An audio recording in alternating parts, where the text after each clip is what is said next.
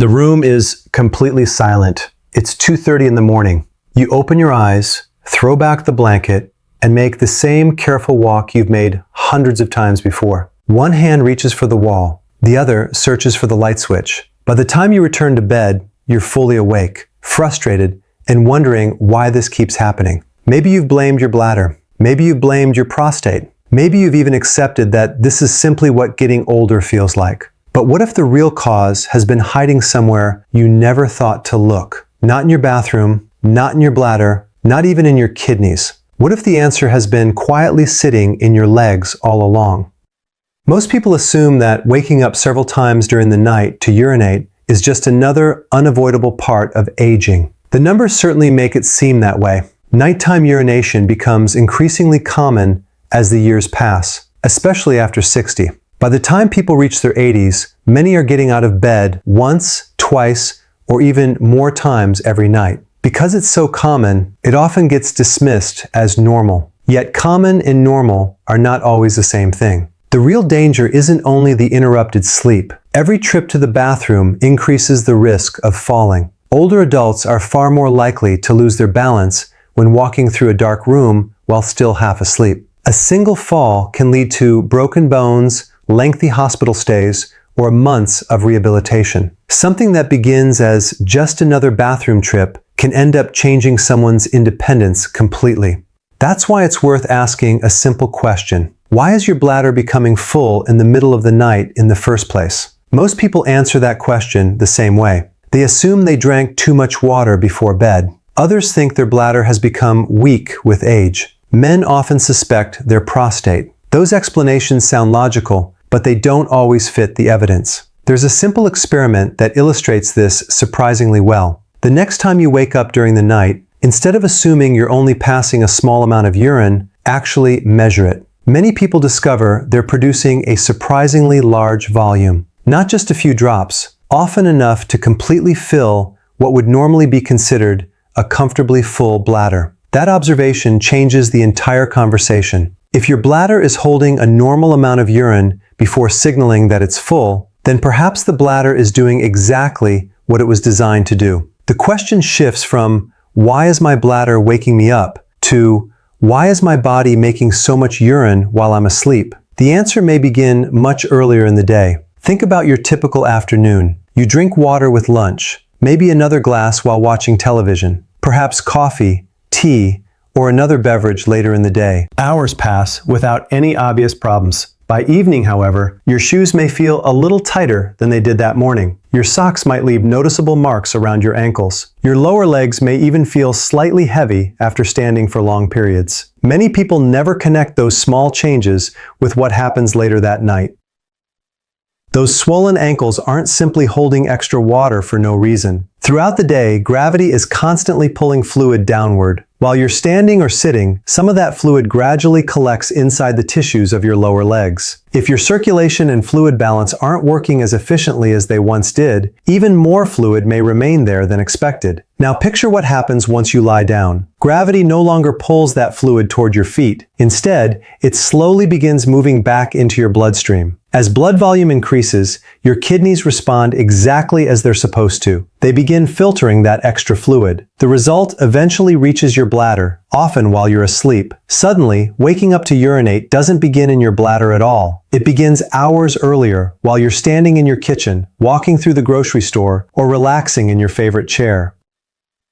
One of the easiest ways to see whether this process may be affecting you involves another simple observation. Sit comfortably, then press your thumb firmly against the front of your lower leg, just above the ankle. Hold it there for several seconds before letting go. If the skin quickly returns to normal, that's generally reassuring. But if a noticeable indentation remains for a short time, it may suggest that extra fluid is collecting in the tissues. This type of swelling can have many possible causes, some harmless and others requiring medical evaluation. But it reminds us that fluid doesn't simply disappear. It has to go somewhere. Many people immediately assume that swollen legs mean they're drinking too much water. Surprisingly, that's often not the whole story. The human body is remarkably good at regulating fluid intake. Healthy kidneys continuously adjust how much water they keep and how much they eliminate. Simply drinking water doesn't automatically cause swelling in healthy individuals. Instead, the body's hormones, blood vessels, kidneys, circulation, and overall metabolic health all work together to determine where fluid stays and where it moves. One important player in this system is insulin. Most people think of insulin only as the hormone that helps regulate blood sugar. That's certainly one of its major jobs, but insulin also influences how the kidneys handle sodium. Higher insulin levels encourage the body to retain more sodium, and wherever sodium goes, water usually follows. Blood glucose can also affect the body's fluid balance in several ways. When blood sugar remains elevated for long periods, it places stress on blood vessels throughout the body. Researchers continue studying how these changes influence the delicate lining inside tiny blood vessels, because that lining helps regulate how fluid moves between the bloodstream and surrounding tissues. Imagine those tiny blood vessels as carefully constructed garden hoses. Under healthy conditions, they hold fluid where it belongs, while allowing nutrients and oxygen to pass efficiently into nearby cells. But when the system is repeatedly stressed, that balance may become less efficient. Proteins in fluid can begin shifting into surrounding tissues more easily, contributing to swelling in susceptible individuals. This helps explain why people living with poorly controlled diabetes often experience swelling in their legs. Although diabetes is far from the only possible cause, heart conditions, kidney disease, liver disease, certain medications, vein problems, and other medical conditions can also contribute to fluid retention. That's why persistent or sudden swelling should always be discussed with a healthcare professional rather than simply ignored. Still, even without a serious medical condition, lifestyle habits can influence how much fluid accumulates throughout the day. Long periods of sitting are one example. Picture someone spending several hours watching television, working at a computer, or driving long distances. During those hours, the muscles in the lower legs remain relatively inactive. Normally, every step you take activates the calf muscles, gently squeezing veins and helping push blood back toward the heart. Some specialists even refer to this system as the body's second heart, because of the important role those muscles play in supporting circulation. When those muscles stay inactive for extended periods, blood and fluid may linger longer in the lower legs. Now combine that with gravity over an entire afternoon. By bedtime, the lower legs may be carrying significantly more fluid than they were that morning. Once you lie flat, the entire process reverses. Fluid gradually returns to the circulation. The kidneys notice. Urine production increases. The bladder fills. And sometime around 2 or 3 in the morning, you're awake again, making another careful trip across a dark room. Many people spend years trying to solve this problem by avoiding water after dinner. It seems sensible. Drink less, produce less urine, sleep longer. Sometimes it helps a little, but often the improvement is surprisingly small because the fluid entering your bladder overnight didn't necessarily come from the glass of water you drank before bed. Much of it may have already been sitting in your legs for hours, waiting for gravity to change once you lay down. That realization changes how many healthcare professionals approach the problem. Instead of focusing only on the bladder, they also begin looking at circulation, fluid retention, metabolic health, medications, and daily movement patterns. Certain prescription medicines deserve special attention as well. Diuretics, some blood pressure medications, medications used for diabetes, and several other treatments can increase urine production as part of their intended effect. Anyone experiencing frequent nighttime urination should review their medications with their healthcare provider rather than stopping them on their own. Sleep disorders may also play an important role. For example, obstructive sleep apnea has been associated with increased nighttime urine production in some individuals. During repeated breathing interruptions, the heart experiences changes in pressure that can trigger hormonal responses influencing the kidneys. For people who snore heavily, wake up gasping, or feel exhausted despite sleeping for many hours, addressing sleep apnea may improve much more than daytime fatigue alone. The encouraging news is that understanding the true source of the problem opens the door to solutions that go beyond simply limiting evening drinks. And interestingly, some of the most effective strategies begin long before bedtime. Even after recognizing that nighttime urination often begins long before you climb into bed, many people still search for one simple cure. They hope there's a single pill, one special supplement, or one trick that can solve the problem overnight. The reality is usually more gradual than that. When fluid balance changes over months or years, improving it often depends on several small habits working together rather than one dramatic fix. One of the first habits worth examining isn't how much you drink before bed, it's what you're eating after dinner. Late-night snacking has become incredibly common. A handful of crackers while watching television, a bowl of ice cream before bed, cookies, chips, or leftover dessert sitting on the kitchen counter. These foods often seem harmless because the portions are small, yet many of them are rich in refined carbohydrates or added sugars that can keep blood sugar and insulin elevated during the very hours your body is preparing for sleep. Your body doesn't stop working simply because you've turned off the lights. Throughout the night, hormones continue adjusting metabolism, repairing tissues, and regulating fluid balance. When blood sugar remains elevated late into the evening, those normal overnight processes may not function as efficiently as they otherwise could. That doesn't mean everyone who eats dessert will wake up repeatedly to urinate. Human physiology is far more complex than that. Genetics, medications, medical conditions, activity levels, and overall diet all influence the outcome. But reducing frequent late-night snacking is a practical habit that may support better metabolic health while also giving the digestive system a chance to rest before sleep. Many healthcare professionals encourage finishing dinner several hours before bedtime whenever practical. This simple routine doesn't require expensive supplements or complicated meal plans. It simply allows insulin levels to gradually settle overnight instead of remaining elevated because the body is still processing a late evening meal. Movement after dinner may also be more valuable than many people realize. Picture two different evenings. One person finishes dinner, sits immediately on the couch, and remains there until bedtime. The second person enjoys the same dinner, but spends 10 or 15 minutes taking an easy walk around the neighborhood before settling in for the evening. Neither person completed an exhausting workout. Neither burned hundreds of calories. Yet gentle movement activates dozens of muscles throughout the lower body, especially the calf muscles that help return blood toward the heart. Every step acts like a small mechanical pump. The calf muscles squeeze surrounding veins. Blood moves upward. Fluid is less likely to remain pooled around the ankles. At the same time, light activity encourages muscles to use some of the circulating glucose from the recent meal. This combination of improved circulation and healthier glucose handling is one reason an after-dinner walk has become such a widely recommended habit. The goal isn't speed. There's no need to power walk or compete with anyone. Consistency matters far more than intensity.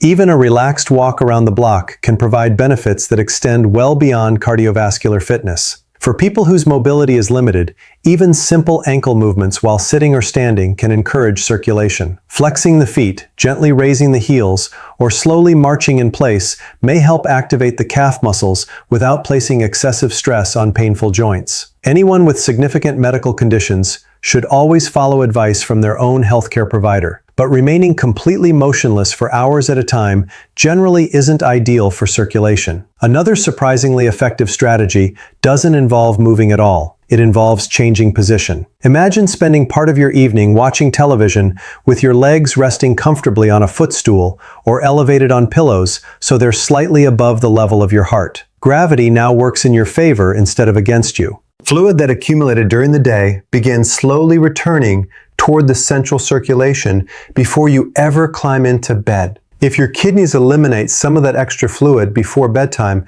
there may simply be less waiting to reach your bladder during the middle of the night. It's a small adjustment, but sometimes small adjustments produce meaningful improvements when practiced consistently. That said, not every case of nighttime urination can be explained by fluid shifting from the legs. Persistent urinary symptoms deserve careful evaluation because several medical conditions may produce similar complaints. Urinary tract infections, bladder disorders, enlarged prostate, diabetes, heart disease, kidney disease, certain neurological conditions, sleep disorders, and medication side effects can all contribute. Warning signs such as pain during urination, blood in the urine, fever, sudden swelling, severe shortness of breath, chest pain, or rapid changes in urinary habits should never be ignored. Those symptoms require prompt medical assessment rather than home remedies. For many people, however, the problem develops slowly. One nighttime trip becomes two. Two become three.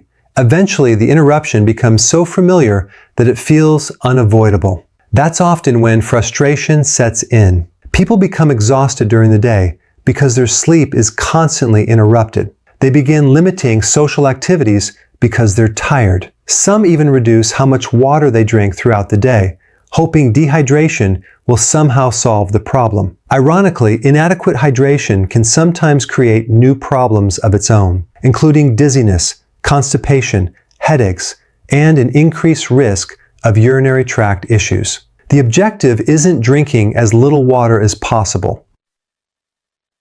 The objective is helping the body manage fluids efficiently. Think of your circulation as a carefully organized transportation system. During the day, gravity constantly challenges that system by pulling blood and fluid downward. Healthy veins, strong calf muscles, functioning valves, and balanced kidney regulation all work together to keep everything moving. When one part of that system becomes less efficient, the effects often appear somewhere completely different. A swollen ankle may eventually become a full bladder at 2 in the morning. That's why understanding the entire process is far more useful than simply treating one symptom in isolation. Many older adults feel relieved when they finally learn this connection. For years, they blame themselves. I shouldn't have had that glass of water. I must have a weak bladder. My prostate must be getting worse. Sometimes those explanations are correct. Often they are only part of a much larger picture.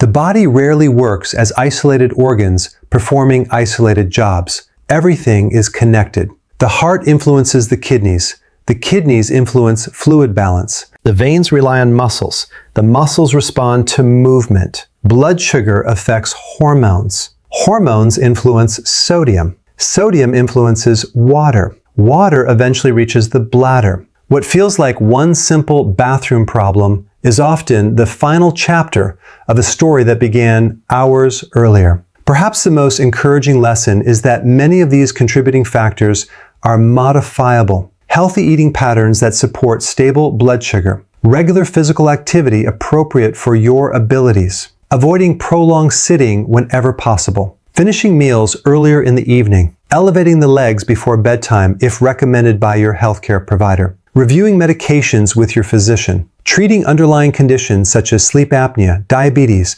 or heart disease when present. None of these strategies promise immediate results for everyone, and none replace individualized medical care. But together they illustrate an important truth. Nighttime urination is often more than a bladder problem. It's a whole body problem, and whole body problems deserve whole body solutions. The next time you wake up during the night, instead of assuming your bladder has failed you, pause for a moment and think about the entire journey that fluid has taken. Hours earlier, it may have been collecting quietly in your lower legs while gravity pulled it downward. As you slept, your body simply reclaimed it, filtered it, and delivered it to your bladder exactly as it was designed to do. Understanding that process changes more than your knowledge. It changes your perspective. Rather than fighting the symptom alone, you begin looking for the reason behind it. Sometimes that reason is circulation. Sometimes it's metabolic health. Sometimes it's medication, sleep quality, or an underlying medical condition that deserves attention. Whatever the cause, one thing becomes clear. Waking up several times every night isn't something you should automatically accept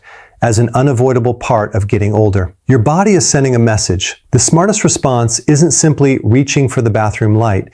It's listening to what that message is trying to tell you, discussing persistent symptoms with your healthcare provider, and taking practical steps that support healthier circulation, better metabolic health, more restful sleep, and a safer, more active life for the years ahead.